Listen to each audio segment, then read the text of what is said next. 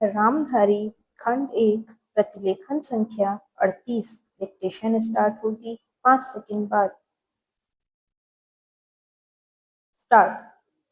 उपाध्यक्ष महोदय, उसमें हमने साफ साफ कहा था कि जो गरीब वर्ग है, जिसकी गरीबी के बारे में सभी जानते हैं, उसको देश की आमदनी का जो औसत है वह अवश्य ही मिल जाएगा और इस दिशा में हमारा प्रयत्न जारी रहे।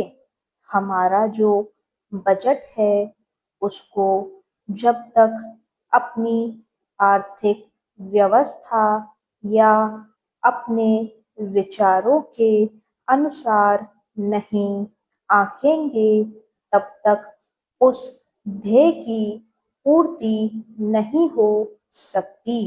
यदि इस दृष्टि से आपने बजट को देखते हैं तो हम इसे ना अधिक और ना कम नंबर दे सकते हैं।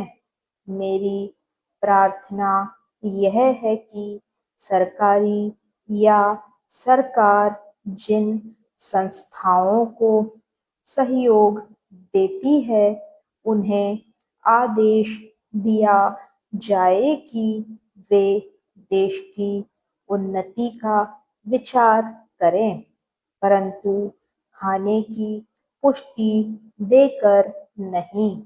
यह कार्य शीघ्र से शीघ्र होना चाहिए।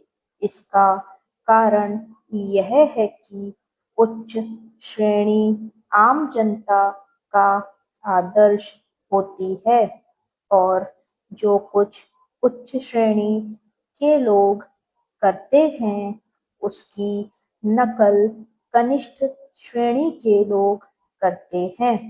इसलिए यह काम पहले उच्च श्रेणी पर हो जाए तो आम जनता पर उसका प्रभाव अवश्य गहरा पड़ेगा। सप्ताह में 2 बार भोजन छोड़ने का जो मेरा सुझाव है, इससे न केवल अनाज वरन ईंधन, तेल, कोयला आदि सब की बचत होगी। भोजन छोड़ने के अलावा अन्न बचाने का और भी एक तरीका है, वह भी सामूहिक सामाजिक श्रेणी पर किया जा सकता है। जानते हैं कि इस देश में 10% अन्न कौन खराब करता है? कीड़े, पंछी, बंदर और बोरियां ठीक ना होने से अनाज गिर जाता है और मिट्टी में मिल जाता है। यह विचारणीय है।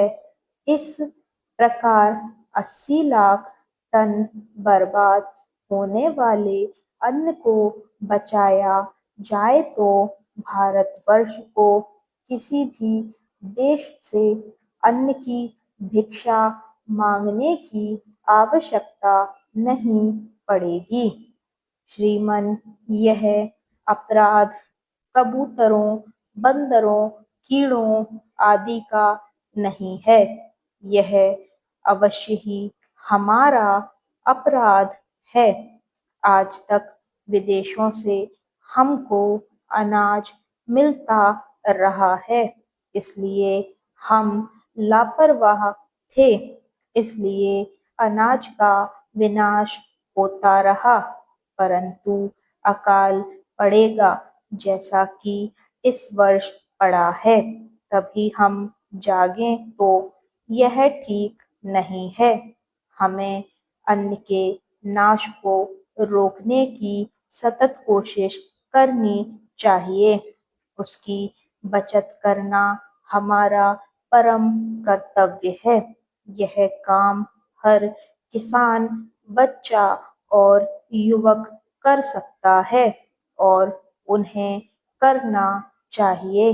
अन्न बचाने की समस्या केवल कानून के जरिए हल नहीं होगी, यह बात भी सामाजिक चेतना पर निर्भर है।